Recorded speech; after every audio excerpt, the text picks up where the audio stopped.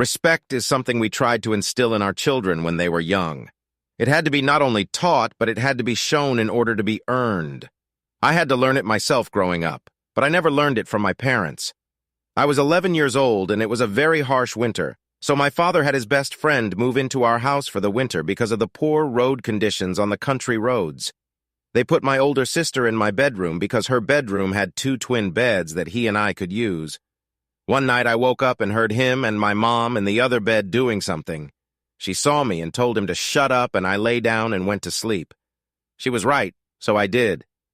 The next day I asked her about it. She said it didn't happen, that I must have dreamed it. 2 weeks later I caught them again, but this time in my parents' marital bed. The result of their relationship was my younger sister. My mother, to protect herself, made me the family liar. My father raised my half-sister as his own, but to numb the pain he became addicted to whiskey. I learned quickly and firmly that for most people the truth didn't matter. It mattered to me, and to this day I hate liars. I neither condoned them nor defended them. To many who knew me, it made me look like a complete ass at times. My only son experienced firsthand that not talking to me was the worst thing he could have done in his life. Talking to his mother turned small problems into big ones. If she got to me before he did, they became emergencies. His mother knew what buttons to push, and it was a tough 2 years for him. But then, he opened up to me. He realized that responsibility was a price he had to pay. He turned 16 this year, and he wanted his first car. He was the oldest of 3 kids.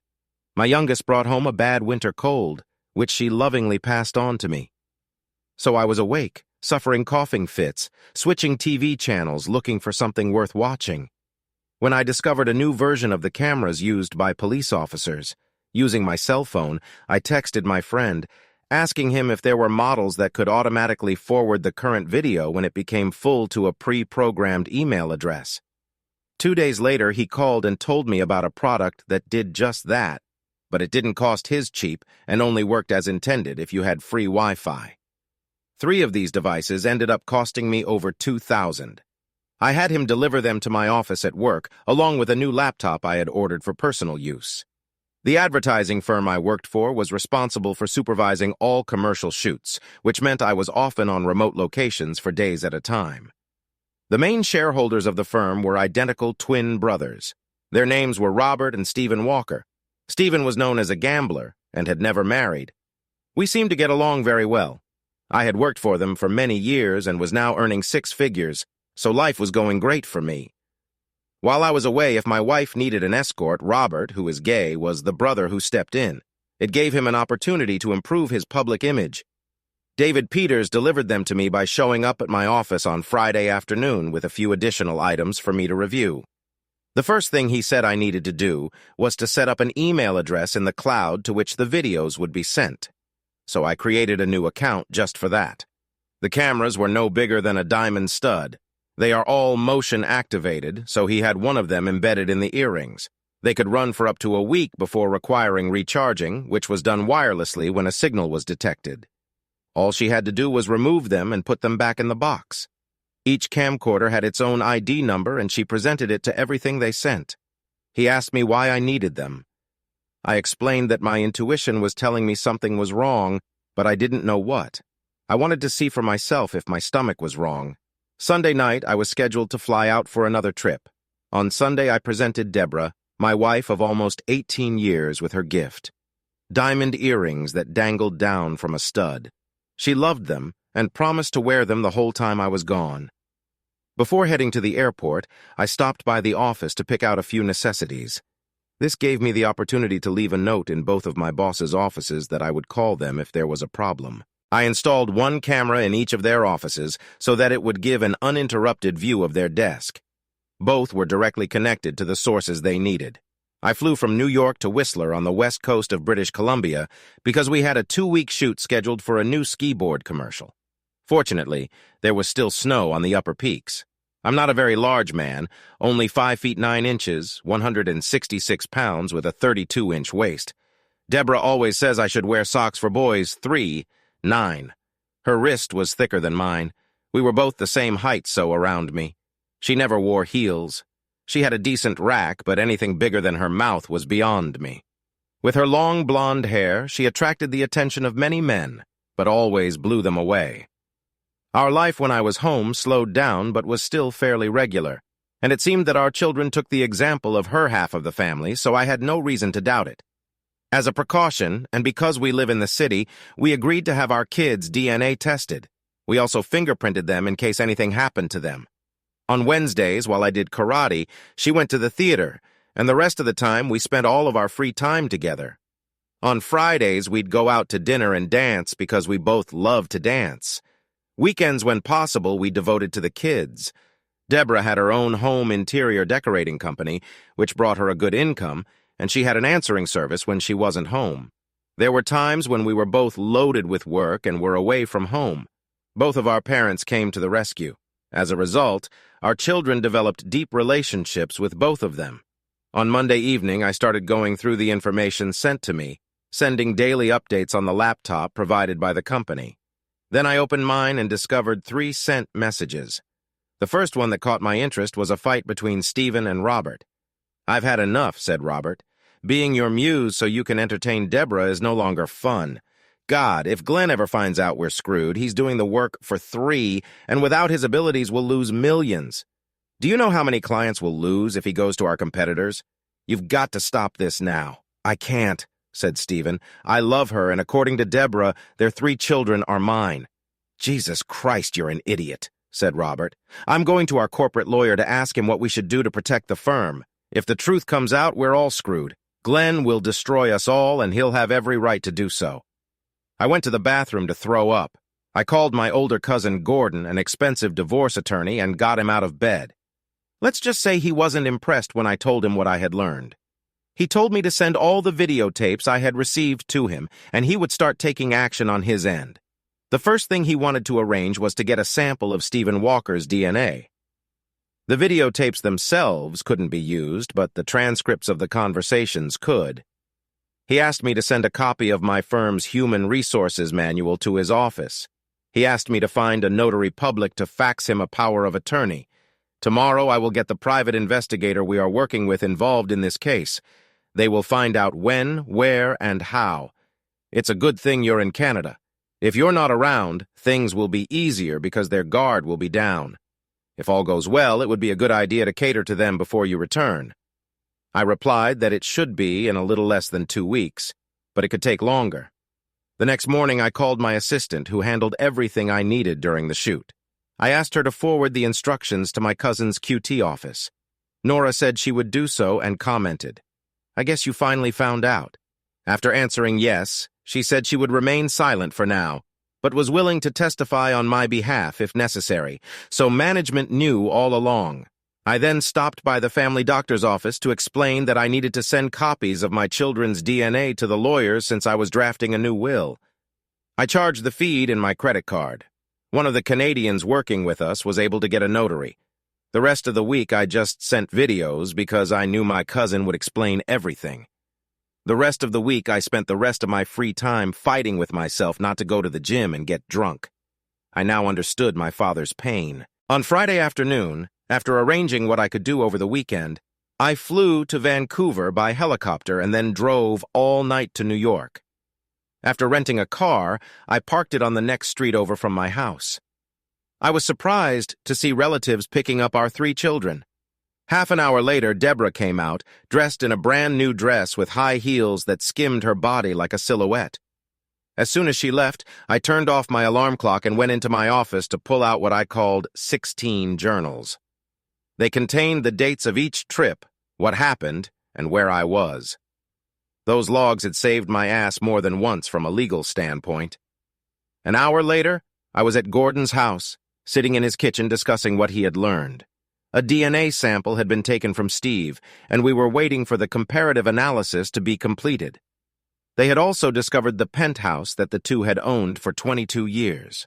The neighbors thought they were a civilian couple, and he had proof that they were both there so regularly that the neighbors thought they worked weekends and nights. Twice a week they had a house cleaning company come to their house. He had an affidavit confirming that they were a civil couple even before we met.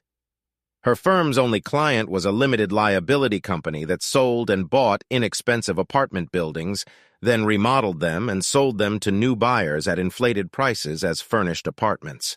This firm was wholly owned by Stephen Walker. The company's tax records showed that Deborah was making over $500,000 a year after expenses, but was extracting less than $80,000 for herself. My children might not be mine, but were they Stephen's? That remained to be seen. Since Deborah was playing me, had she done the same to Stephen? Gordon told me that my mother would be picking up the kids next weekend because I wasn't expected home until at least Monday. We agreed to burn the bitch, her lover and company.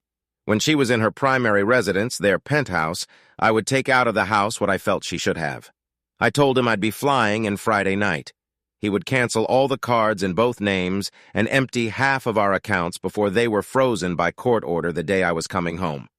I flew back to Canada to finish filming, working twice as hard. Robert Walker met me at the airport as I was getting off the plane Saturday morning. He was surprised that I had finished filming early and was confused because he couldn't understand why our meeting couldn't wait until Monday. I had the company laptop with me. Over a cup of coffee, we discussed the trip and what the editing department needed to do. While we were sitting there, a gentleman approached and asked if he was Robert Walker. Robert confirmed his identity, and the man said, "You have been served." Before he could utter a word, I handed him my laptop, company keys, credit cards, and pulled a letter of resignation out of my jacket. Then I explained that his brother and my wife had also tendered their resignations. His face turned white, and he asked how bad it was going to be. I replied that I was going to ram it down their throats. I have DNA that confirms Stephen is the biological father of all Deborah's children and mine. The lovers are being serviced in their penthouse right now. Remind them that they are required by court order to stay 500 feet away from my mother, children, and me. I felt like poor Robert was about to lose his last serving. I got up and started to leave. Robert pounced on me in a rage. Before airport security could get to us, he was lying on the floor with blood running down his face. He would no longer be a handsome boy were it not for the large medical expenses. My mom and kids met me as I drove into the house, opening the garage door. It was hard to inform my two daughters and their brother that I was not their biological father. My mom lost her temper when I told them that their mother was now with the man who had become their father in their love shack. I told them that their relationship lasts longer than your mom and I have been married. For now, you will live with me until the court rules after you all have been interviewed. The court will look at all three of your parents' relationships with you before making a decision. All three were devastated, and so was I. My mom heard someone trying to unlock the door and went to open it. I said no, that the outside alarm was still on. So I called the police, explaining that I wasn't supposed to be home and that someone was trying to break in. They said they were already responding to the silent alarm. That's when I sent the kids upstairs. They managed to get the front door open. Stephen was kicking out a window in the massive metal door, putting his hand through the door and trying to unlock the chain lock when the police showed up. Having apprehended the intruders, the policeman knocked and identified himself. When I opened the door, I saw Stephen and Deborah in handcuffs, sitting in the back of the cruiser. When he said she claimed to live here, I handed him a copy of the restraining order that had been served this morning. He smiled and said, "I guess they're both going to jail until they meet with the judge." My mother finally admitted that what she did to me years ago was wrong. It took her seeing what I was doing to realize the real cost. Not me, but her grandchildren. "I'm no better than Deborah," she said. "Your father forgave me, but he was never the same. If he hadn't died in an industrial accident, I can't say we wouldn't be where you are now." Deborah and Steve's pictures were on the front page of the New York Post on Sunday morning as they were being led to the police station. I told the reporter on the court called the whole picture of what was going on. I stated that I was forced to resign from the firm because of Stephen's long-term relationship with my wife. This will be published in the press on Monday. The DNA comparison report between my children and the Walker brothers proved their parentage. She liked the fact that the president of Walker's advertising violated the moral high ground he had established by interfering in my marriage. It was up to the board of directors to decide the matter. Carl and Carla Matthews, my children and I, shared a late Sunday dinner at a local restaurant, after which they followed us into our home. Their grandmother put my daughters to bed so my father-in-law and I could talk in my home office. Dad said Deborah and Steve's relationship started before I even met Deborah. I found out about their relationship when I was in Canada. I then showed him a video clip of Robert and Steve talking. He shook his head in amazement. It was clear to me that he had no clue about anything. I then showed him the purchase documents for the penthouse, which were 2 years earlier than the date of our marriage.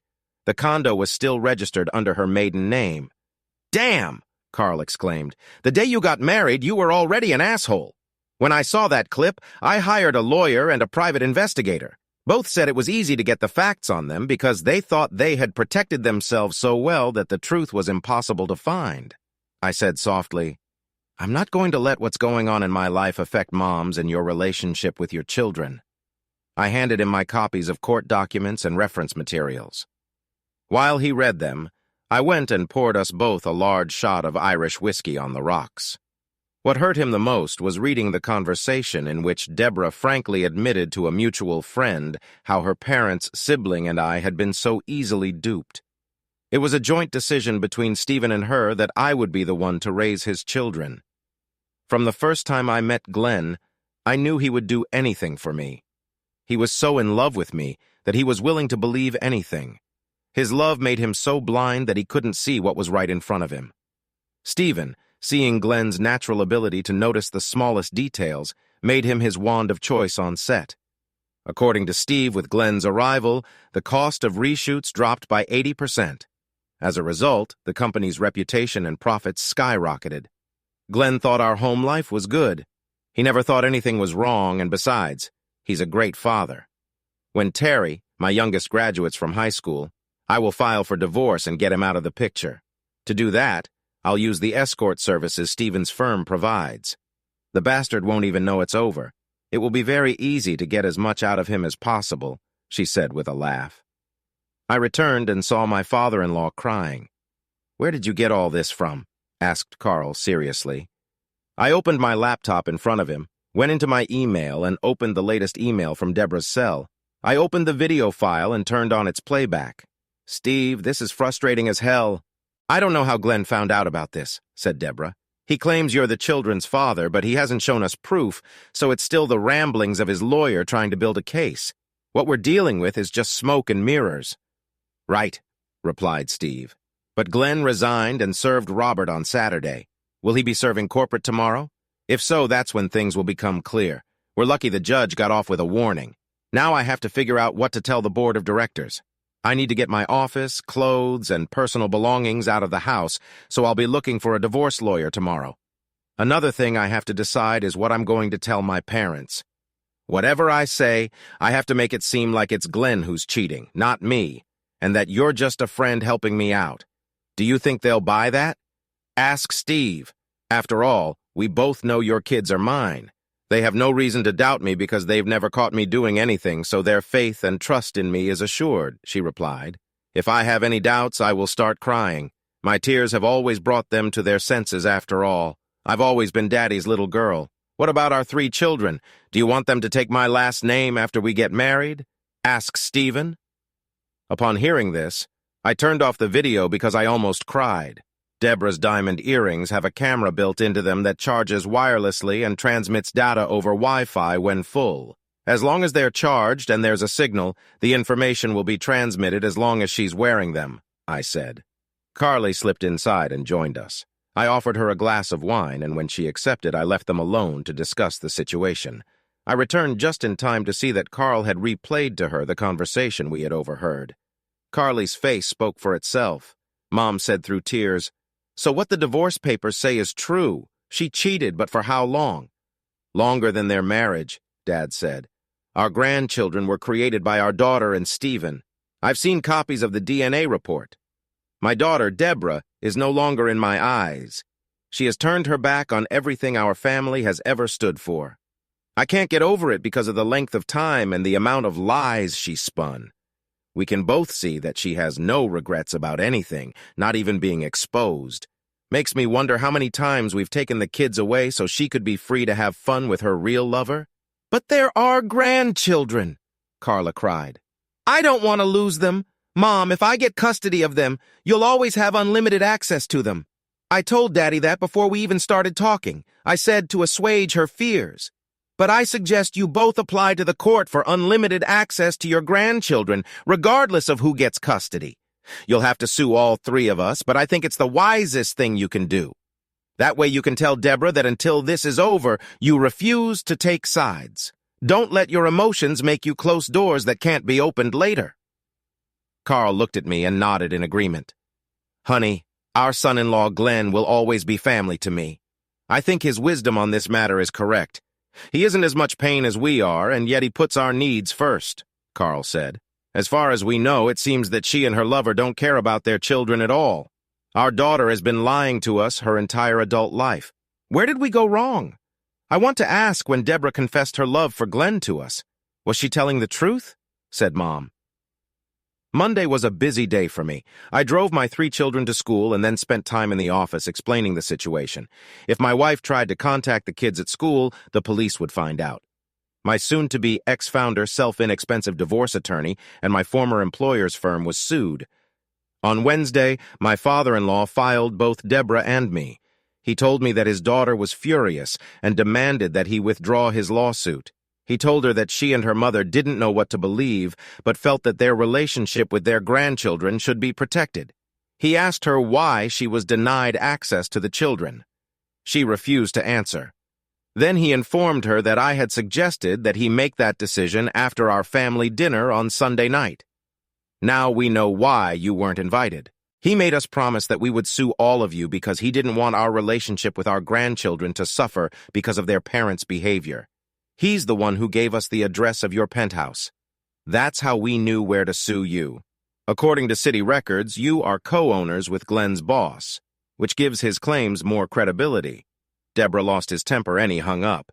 This conversation told him a lot because, as human beings should, when confronted with the truth, most will run away.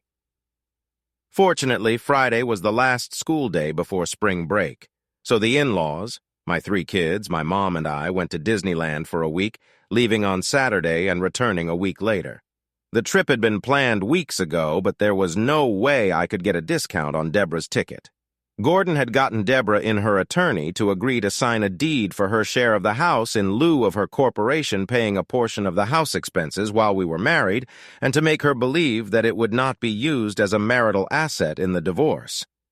She didn't realize that her corporation would be one because she ran it from home, and its legal address was our residence.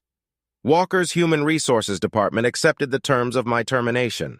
Thus, until my sick and vacation days were over, I remained an employee of the company. This gave me until the end of June to figure out what I wanted to do. When I returned from my former assistant, Nora, I learned that the board of directors had given me a chance to cool off before trying to work with me. They realized how valuable an employee I was to the firm and were getting messages from clients about whether or not I would return. Although the Walker brothers owned significant stakes in the corporation, they could both be removed for cause. In addition, the board of directors could force them to sell all of their stock. Therefore, the brothers hired an outside firm to analyze their options and deal with the consequences. Gordon allowed Deborah access to the garage where we moved all of her personal belongings after duplicating all of her corporation's business records, including all bank records, while we were gone. He had a team of forensic accountants analyze all of our children's parenting expenses to date, starting with the date of conception of the oldest. Using a semi-annual interest rate, he divided the cost of each year by 3 and calculated the cost of Steve Walker's involvement in my cuckoldry, doubling it for undue stress and suffering, then added interest to bring it to present value. The second lawsuit against him was for alienation of affection. I also sued both brothers for interference with the marital relationship. I used the adultery ground against my wife. The kids had just gotten home from school when there was a knock on our front door. It was a social worker checking out a complaint about me not watching the kids. I learned that the call came from my soon-to-be ex's attorney. My son led her into the kitchen where she caught me and my daughters working together to prepare dinner. She smelled a roast cooking in the oven. When she explained why she had come, I told her to rummage through the cabinets, refrigerator, and freezer while I continued peeling potatoes. After complying with the request, I offered her a cup of coffee and pulled out a couple large mugs. "Miss, I'm sorry I didn't catch your name," I said. "This is Tricia Marsh, Mr. James," she replied. I asked her to call me Glenn, and then suggested that if she had time, she should interview my children right now, since I assumed the court would order it. Since dinner will be ready in an hour, we'd be happy to have you join us if you can, she agreed. My son Carl led her into the den, and they talked while Tina and Terry helped me. After a nice dinner, Tricia talked with my daughters for a long time afterward. Carl and I did the dishes together. None of the kids had done their homework, and I had to write them notes explaining why if anyone asked. Finally, Tricia and I were able to talk privately. The first thing I did was show her Stephen and Deborah's chat room. For over 16 years, you never guessed anything, Tricia said. They had it all planned out. Apparently she wanted kids, and he didn't, so they picked you to raise his kids. That's roughly how I envision it. I said, makes me wonder if I even knew the woman I was married to. I'll add to my notes that the marriage itself was a lifetime of lies on her part. The fact that the two of them planned the whole thing together makes you question whether either of them even loved children. Tricia explained, they feel like the children and you are just an inconvenience to them that they have to circumvent. Your wife's lawyer is trying to give the impression that you don't care about your children. Everything I have seen and heard in the last few hours disproves that fact. I was surprised to hear that you revealed to them that Steve is their biological father. It's nice to see that all three have made it clear that they want to stay with you. Are you listed as the father on their birth certificates? Yes, I replied. Will that be important? Very. It proves that you didn't know and have been acting as if the children were yours all along. It will be important to the court when the custody issue is decided, Tricia said. I will give you my email address so you can send me that clip because the judge will have to see it. Seeing situations like yours makes me realize once again why I never got married. I can't change the past, I said with a smile. Besides, I love my children regardless of who created them. They may not have my genes, but everything else about them is me. I like the way you look at it, Tricia said. I'll have to investigate your soon-to-be ex's house and interview them both, but right now, the deck is tipped in your favor. The judge will take that point into account, which I wrote down in my notes for the report. I wrote that Glenn Allen James was chosen by Deborah because he was good enough to be the father of her children, but not good enough for her to let him be a father. Mr. James obtained legal proof that Mrs. James was in a common-law relationship with Mr. Stephen Walker before enduring their actual marriage. We chatted for another couple of hours, keeping things casual, and promised to keep in touch, so we gave each other our cell phone numbers. It surprised her that Deborah had not contacted the children since the day of the application. She recorded this fact in her notes. I later learned that on the way home, she called a detective she knew to ask him if a crime had been committed. He said there had been, but he thought he should contact the prosecutor's office to see if they would be willing to prosecute. I was fortunate that the following year was an election year, and the district attorney ran for office. At the time, I didn't yet realize how big a storm cloud my situation had created. Waking up Tuesday morning, I busied myself with getting the kids ready for school. I was surprised to read that Tricia wanted me to send the video clip I showed her to the ADA. I did better than that. I emailed him all the clips and told him I would send him the rest of what came in. It took about 3 hours before he got a response. I was surprised when he called and explained that he had a court order last night for wiretaps, etc. So what he got from me could be used legally in criminal court without revealing my name.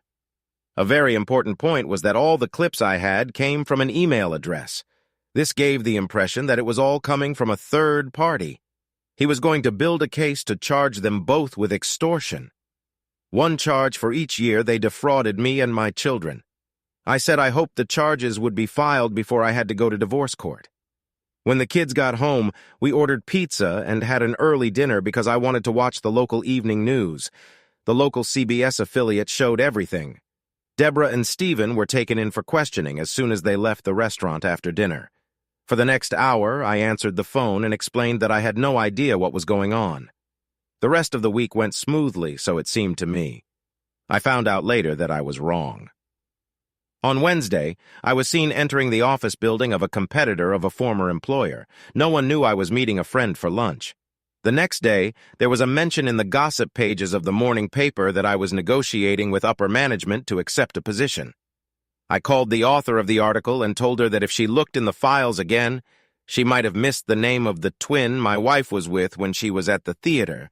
Don't forget the words date night when you look at them. She asked how my date went. I replied that my attorney had recommended that I refrain from commenting at this time. Then things got interesting. I had driven the kids to school and had just returned to our family home on Friday morning when Deborah got out of the car and I prepared to pull in from the curb. She was dressed in a t-shirt and blue jeans. Her face looked sad and drained. She wore no makeup, which was surprising. She never went out anywhere without her eyes.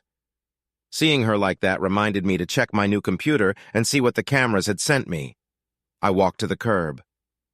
"Glenn," Deborah said, "my parents won't even talk to me. They told me not to contact them until this mess I made for myself is resolved.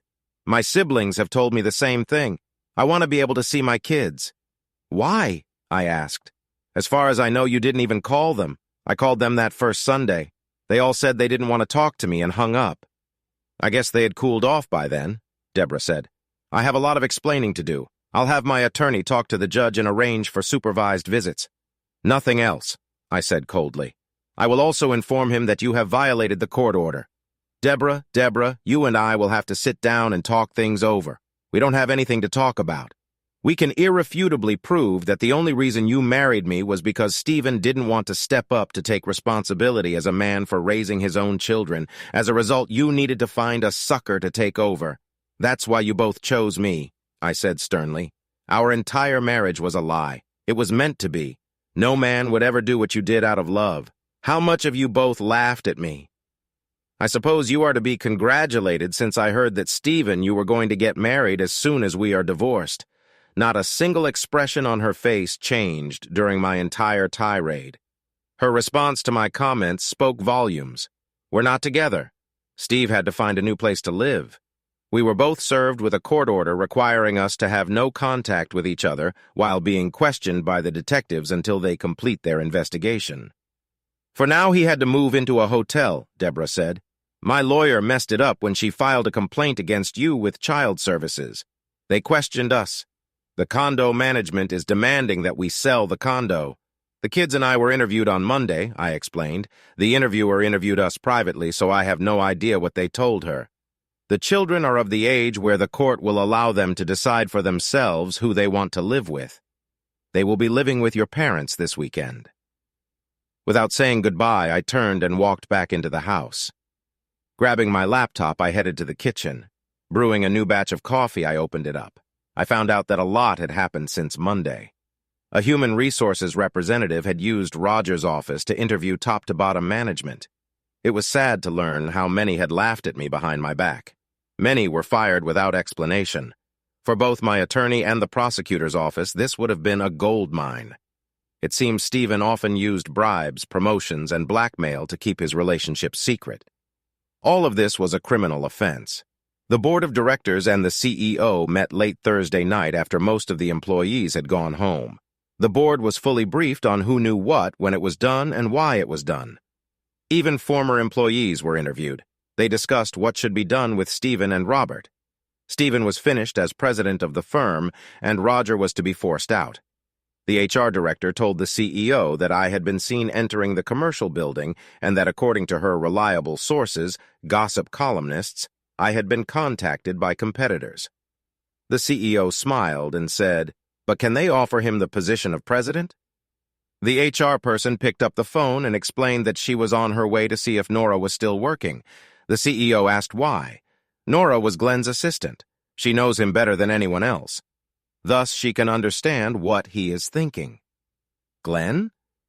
And then it hit me. Under state law, a civil relationship lasting more than a year was equivalent to marriage. I picked up the phone and called the DA's office. I explained my idea, and he liked it. Legally, Deborah could be charged with bigamy as soon as they could prove their relationship. I gave them Gordon's office number and asked them to fax copies of everything we had. 2 hours later, Gordon called. "Damn it, Glenn, I didn't see this and I should have. This is great. Your divorce is a grand affair and Deborah will be indicted within hours." George Davidson, who was leading the DA's investigation into the two of them, said, "You brought it up. I'm withdrawing your divorce case. Instead, we're filing for an annulment because legally she was already considered married." All that's left on my side is to work out the details, I said. Even that won't be difficult with Deborah in jail. Gordon laughed. It's funny how they've gotten away with all this scheming and planning for so long. Their own behavior is what incapacitates them and makes our other suits that much stronger. Speaking of which, wait until I email everything I have backed up. Call the DA's office and see if the wiretap authorization can be extended. If so, it will save me thousands of dollars, I said. Specify that the next letter from me will include evidence of criminal offenses. Maybe not, but I'm asking that she be ordered to foot your legal bill, Gordon replied. Glenn, are you serious? I've obtained copies of confessions from employees and former employees about what Steve did to keep his common-law marriage secret.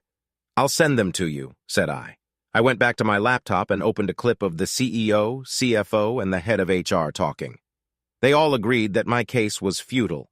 They could try to defend against it, but the publicity and interest in it would destroy their credibility. They agreed that they should try to settle the case for as little money as possible. Within 5 minutes, the DA's office and my attorney forwarded to them all the emails I had received. My cell phone rang. It was Nora. Hi, stranger. Long time no see. How are you? I said. Glenn, everything is a mess. There hasn't been a department that hasn't been touched. In HR, everyone is being interviewed one-on-one. They brought in a notary to witness and verify. We lost some good people. Some got fired, others left, Nora said. Steve and Robert were called in. After a meeting with the CEO, security let Stephen clean off his desk and then escorted him out. Robert was told he was being stripped of all his duties until they decided his future. Is your job safe? I asked. I indicated in my resignation letter that you were the most qualified to take my position. That's what they told me. Right now, I'm acting duties. No final decision will be made until the board finds a new president. The only thing they have told me is that the person they are interested in has a situation that needs to be resolved. My intuition tells me it's you. After all, Stephen or Robert never did anything unless they consulted you first. Well, they learned with great difficulty and expense that half the time they were heard but not listened to. I optimized by focusing on the important things, ignoring all the various bells and whistles that our customers often thought were important. When presented with the final product, they were happy with our results, I said. My phone has been busy since I left, but I'm not committing to anything for now. Thank you, Glenn. You told me what I needed to know without telling me anything specific. So you're still okay with coming back? Said Nora. Depends, I laughed. You can send the Gossip Girl's email address if you have one from your personal account. No problem, but I'll send it to you from my cell phone, Nora replied. Using the email account, no one knew that I had sent the Gossip Girl all the videos that weren't part of my divorce case. Every little detail she could get out of them would be made public, and without naming names, she wrote in such a way that there was no doubt who she was addressing. The writer was a master of her craft. My son came running in from the living room while I was preparing for dinner. Dad, Mom, it's the early news. I walked in and scrolled back a page to see what was happening. She was being led away in handcuffs. On the next newscast, the spokesperson informed everyone that she was being charged with being married to 2 men at the same time in the eyes of the law. Can she go to jail on that charge if she is found guilty? Asked Carl. Yes, it is considered a felony in this state. What kind of sentence she gets depends on the judge, I replied. My dad used to tell me if you can't do time, don't do the crime. That stopped me from doing a lot of stupid things when I was your age. How long will they keep her? My son asked. Until she goes before a judge and can post bail, I answered. Depending on which ward she's in, she may already be released. Carl and Carla stopped by to pick up the kids. The boys would be going to the monster truck competition on Saturday morning. The girls had 2 soccer games coming up, and I needed to get out of the house. I can't believe it, Carl said. Deborah has been arrested on bigamy charges. She could get up to 10 years depending on the judge. I know, Dad, and it's going to get worse before it gets better, I replied. It seems her lover used bribes, threats, and blackmail to cover up their relationship. The DA's office got video evidence from those who were victimized by Steve. I felt sorry for Carl because his daughter must have been tearing his heart out. Suddenly, I was alone. I shouldn't have been because I was depressed mentally and emotionally. I thought this is what is called hitting rock bottom. I sat on the stairs and just cried, and my body wouldn't let me stop. Some people say depression is a form of healing or coping. If it was healing, what is hell? The human body with its emotions is a fragile thing. No matter what we plan, we cannot control when or how it will find its release. 3 hours later, I sat in a local park tossing unsalted peanuts to the squirrels, not knowing what to do. Many people don't realize how lonely divorce can be. Those you thought were friends are alienated to protect themselves. Others are alienated because they don't know what to believe. And then there's the new difference between being single and having all your friends married.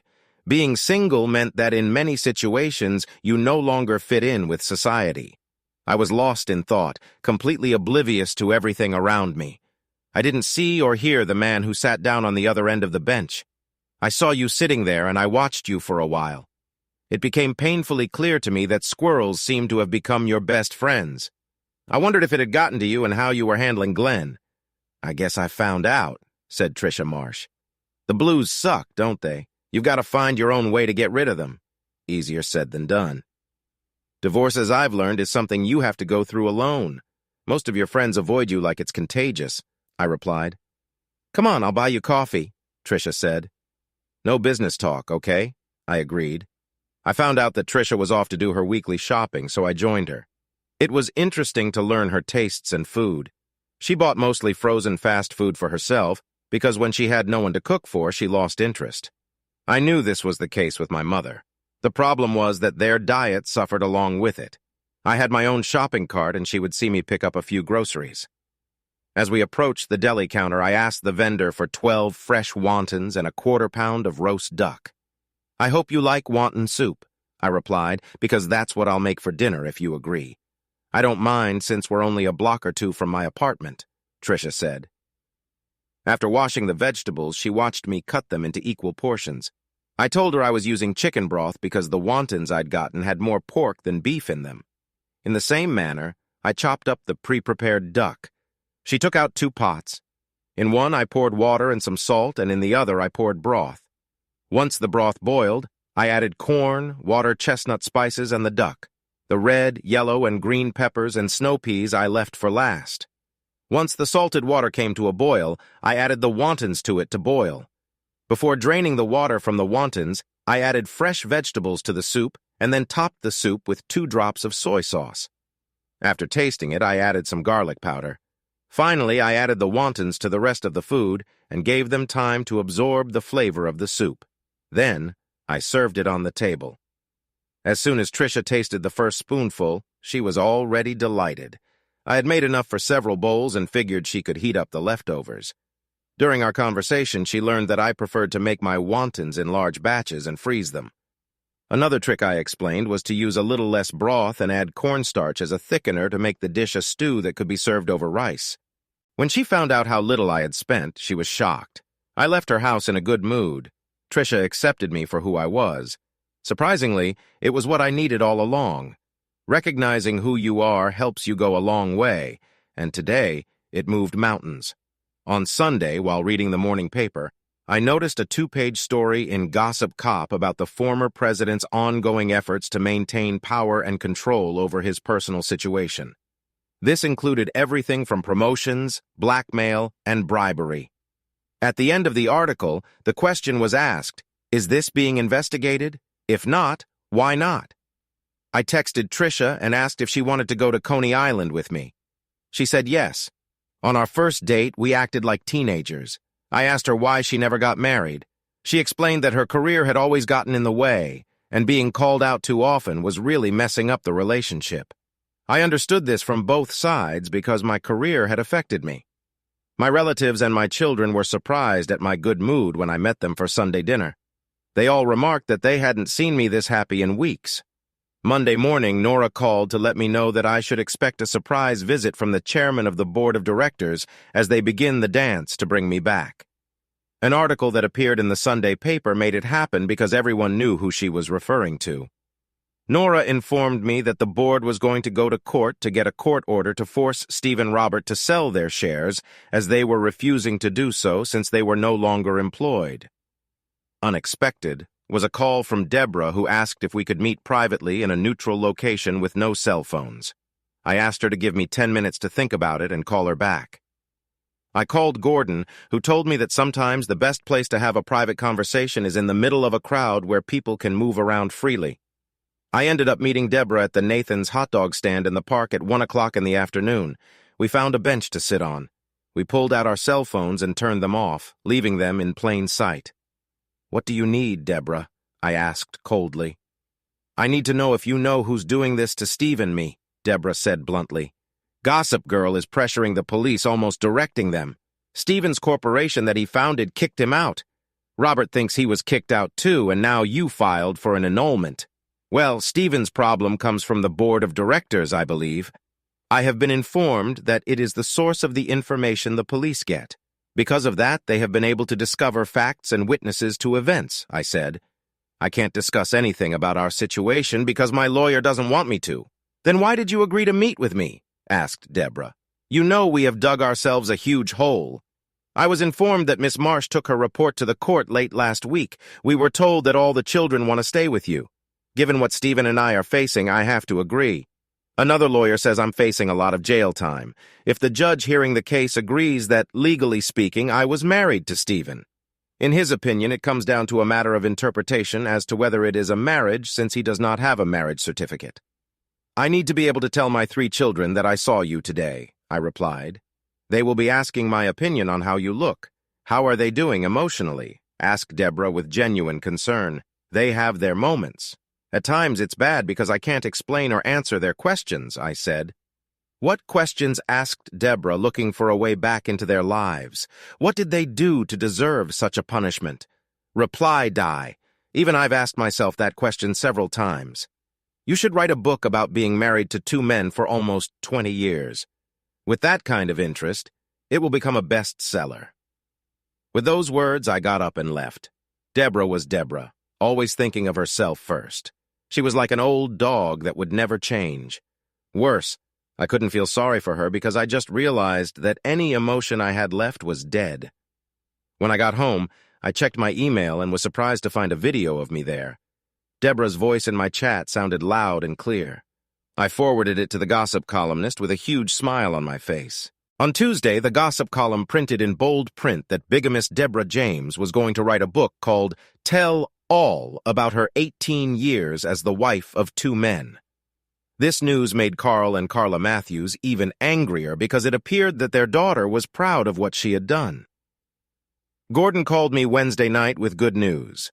The day in divorce court had gone well. The judge agreed that in terms of state law, she was already married when we got married. Since we were not legally married, the annulment was granted. This gave him some leeway on the division of all assets. Although Deborah's attorney stubbornly resisted, the judge ruled that since she worked from home, Deborah's corporation should be considered a marital asset. He ruled a 65-35 split in my favor. Each would pay their own attorney fees. Deborah's attorney tried to convince him of a more equitable division. He replied that since her first husband was not listed in this divorce and he was involved in the scam, I would award Glenn James his share. I had to agree that we had hit her hard. I was granted temporary sole custody of the children until her criminal problems were resolved, but I had to allow her unrestricted access to her children. Stephen Walker was arrested Friday, and suddenly many people he had mistreated over the years found themselves in a legal situation requiring them to cooperate with the district attorney's office. Deborah's life was going downhill. Until a couple months ago, she had 2 lovers who kept her warm at night. Now she had none. I was busy working on the landscaping around the house when the chairman of the board showed up. "We need to have a serious face-to-face talk about this mess, Glenn. I hope you've had plenty of time," said Bill Burrows. I stood up and extended my hand to Bill, and he took it. "It wasn't about the firm," I said. "It was all about the people who work in it." A huge smile appeared on his face. "Thanks, that's just what I needed to hear. Let's see if we can work this out." We walked to my kitchen and started discussing my situation. I learned a few things, and so did Bill. What struck me most was his honesty. He wasn't hiding anything. It was good to hear that after they filed a lawsuit to force them to sell their controlling interest, they agreed to exchange it from common stock to preferred stock. This move effectively took away their voting rights in the company. I told him that was one of my concerns. He analyzed each layoff one by one, explained the reasons, and talked about the people who had quit. I told him there were a few people I would like to try to rehire if I came back, because in a way they were in the same situation as me. You can't blame people for something they didn't know. I was caught off guard by the amount he offered on behalf of the firm to settle the lawsuit. I called Gordon, who talked to Bill. I told Gordon to go along with it. He then pulled out a contract to be president of the firm and held it out to me. "I know you won't do anything until your lawyer gets his hands on the paycheck," Bill said. "While you're waiting for it to be ready, review this. I think you'll be more than satisfied." When he left, I marveled at the time. We had talked for over 3 hours. I called Tricia hoping she wasn't busy today. She wasn't busy. I asked her if she wanted to join my family for a holiday dinner. "What are we celebrating?" she asked. "My divorce, getting custody, settling a lawsuit against my former employer, and my possible return to work," she agreed. I called the restaurant, which had a small private section, to see if it was free. It was free. I made reservations for 8 o'clock that evening. I called my in-laws, my mom, my sister, and her husband, and they all agreed to come. I told my sister to bring the kids. I called Tricia and let her know I would pick her up at 7. On the way, we stopped at Tricia's house so I could buy a mix of red and yellow roses with ferns and a charming vase, to thank her for all she had done. The rest of the drive, the kids teased me without malice for falling in love, discussing what they liked about her. I left the kids in the car and went up to her apartment myself when they let me in. Tricia loved the flowers, and she looked amazing. Tricia Marsh was wearing a pretty yellow dress the color of early summer. Her blue eyes sparkled with wonder. She had prepared herself to make a good impression, and she did. "Since you brought flowers," Tricia giggled, "does that mean you consider this our first date?" I didn't know what to say and stammered as I tried to speak. Tricia smiled and took my hand. "It's been a while since I've made a man lose his breath," Tricia said with a smile. "I'll take that as a yes." To this day, I can't forget that moment. We got in the car. The kids were gushing about me winning custody to her. I told her who else was coming to the party. Tricia replied, "Wow, I'm meeting family on our first official date." Tammy, my oldest daughter, who took her maternal grandmother Carla's example, said she really liked the flowers my daddy bought for her. Tricia then showed her a picture of them, and it became her home screen. Due to traffic, we were 10 minutes late. I had pre-ordered 2 bottles of one of their best sellers, a medium champagne. Before I even started introductions, Terry, my youngest daughter, told me that this was Tricia Marsh, our father's girlfriend. Tricia and I burst into laughter. It set the mood for the whole evening. At dinner, I explained the court order and its rulings to everyone. Then I talked about the pending settlement of the lawsuit against the firm and the fact that Robert and Stephen Walker had been removed from their management positions. The final piece of news was that I had been offered the position of president. Tricia explained that she was the social services representative called in to verify a complaint against me, and that's how we met. Carl stood up with champagne in his hand. "After all you've been through, Glenn, Carl and I were afraid you would cut us out of your life. Instead, you made us closer. Congratulations, you're finally getting the respect you deserve." Here's to Glenn for being who he is, and to Tricia for making him smile again. As we were all getting ready to leave, Carl pulled me aside and told me we were taking the kids for the weekend. "We'll use our keys to stop by and pick up whatever we need. Don't waste time looking back. Start building your new life." I asked Tricia if she liked to dance, and we hit the road. I dropped her off at 3 in the morning, having arranged to pick her up at noon. We ended up spending most of the weekend together. Monday morning, after walking the kids to school, I took my first look at the offer. It was more than double my previous salary, gave built-in stock bonuses if certain conditions were met, and a signing bonus that gave me 2 options, cash or common stock. Bill had already signed it. I called the business attorney and made an appointment to go over all the legal terms and make sure I hadn't missed anything. At 10 in the morning, while I was doing laundry, there was a knock on my front door. When I opened the door, I was surprised to see a short, petite, Oriental woman. My first thought was that the last thing I needed was Jehovah's Witness at my door. Her name was Lynn Wong, better known as Gossip Girl. After introducing myself, I invited her in. "Coffee or tea?" I asked her. She replied, "If you have a nice strong shot of gin, that would be fine." A little early for me, I thought, but that was okay.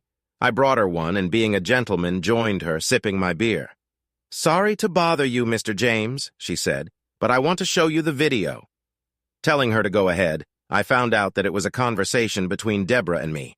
She then showed a conversation in which my wife claimed that she had never intended to write a book. She wanted a retraction so she could start an appeal in her divorce case. "Mr. James, I need your perspective before I make a decision on what to do," explained Lynn Wong. I asked her to turn on the recording equipment and let me know when I could start. She said, "Mrs. Wong, first of all, you have permission to print my name. What you showed me is only part of our conversation that day. We discussed other things like our children and our divorce. In the 18 years of our marriage, we all realized that everything she told me was nothing more than lies. As a result of everything that has happened, I can't claim that everything she says is true," I explained. "Since everything she told me that I believed was a lie, I want to ask you, did she lie to you too? I can't say that she didn't lie, and that's what makes it sad in the first place. Since I wasn't worth being honest, I don't think she was worth lying to either. I hope this helps clear things up for you." She replied that yes, it would help, and turned off the device. I think I'll use my column to do a little survey. I'll write her conversation with me word for word. Underneath will be our conversation we just finished. I'll ask readers who they believe. I look forward to reading it, said I quite sincerely. My father had always believed that if you gave a man enough rope, sooner or later he would hang himself. Deborah was proving him right. For her, it was all about the money she was losing. I knew it. I think Mrs. Wong saw it too. My ex called and said she'd like to take our kids out to dinner. I said that they would all be home just after 4 p.m. and that she should come over then. She showed up shortly after that. The door was opened by my oldest daughter. I heard her yell out, "Our ex-mother is here!" But all I heard was the sound of running feet. I stayed where I was in the kitchen. I didn't want to be accused of interfering with my ex's relationship with our children. A few minutes later, I heard the front door close. Shortly afterward, my children walked in. "We told her it's too soon, Daddy." Tammy said, "Because it is. We can't accept what she's done to all of us." That's what we told her. I said that if I did anything against a friend, Terry said, I'd probably lose his friendship for life, and you want us to go on with our lives like nothing happened. "I just told her to go to hell," Carl said. "She asked who gave you the right to say that." I told her my grandfather. To change the subject, I asked who wanted McDee's for dinner. Everyone agreed. After the kids did their homework, I called Tricia and explained what had happened. She said I shouldn't have been surprised. Even though you hid it well, they could see how hurt you were. It seems that Stevens's legal problems were getting to him. He told his legal team to settle as cheaply as possible. Robert resigned and decided to sue me for the damage I had done to his face. That Friday, after my attorney made some changes, I signed the contract and called Bill. We agreed to make an announcement the following Friday. I reported it to the Gossip Girl. My mother decided to take the kids for the weekend. Tricia was busy with another case. I spent my free time tracking down a few quitters. Two, whom I thought were key to my reorganization plans, agreed to return as soon as I showed them my new contract stipulating that the head of human resources quit or be removed from his position. I learned that they had approached her to warn her about what Stephen was doing, but they were ignored. It was very amusing to read Mrs. Wong's comments, after she recounted word for word the conversations Deborah and I had. She asked readers for their thoughts. Then she wrote, having met these two, she said, "I had to wonder what Deborah even found in Glenn. He gives the impression of a kind, loving, and considerate man, the kind of man any woman would want to have.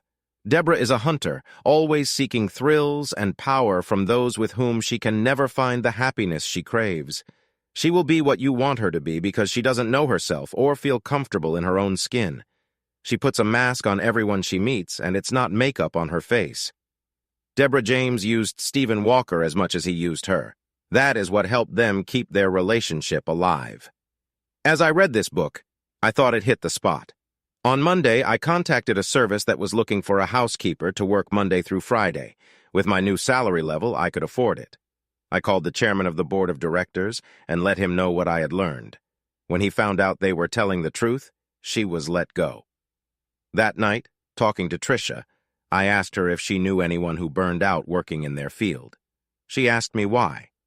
I explained that I was looking for a human resources manager who had been laid off from the firm. She said she knew 2 people who were perfect for that field of work. I asked her to have them both contact me. On the morning of the last Friday in May, in front of the media, the chairman of the board introduced me as the new president. I told the media that we, as a company, had gone through a staffing crisis and were stepping up to the next level with a new team. I introduced the 2 new vice presidents, explaining that both of them resigned due to the behavior of the previous management team. I stated that from now on, we want all of our employees to have integrity and honesty. I introduced the new head of human resources, emphasizing that we were the first organization to hire a former social worker for this position because we wanted to develop moral and mental standards much higher than before. I asked Nora Richards, my former assistant, to stand up. We are very pleased to announce that Nora Richards has been appointed to the newly created position of vice president, handling all aspects of commercial production on our production team, I said. Nora was greeted with a round of applause. Thus, it was made clear that dedication and hard work meant something. Deborah fought the bigamy charge, lost, and is serving a sentence of 2 years minus 1 day. Stephen settled all lawsuits and is serving a 10-year sentence. Robert is appealing his defeat for the 3rd time. Trisha Marsh and I continue to date, and the kids push us to set a wedding date. Thanks for watching. I hope you enjoyed it, so subscribe to my channel and watch the next video.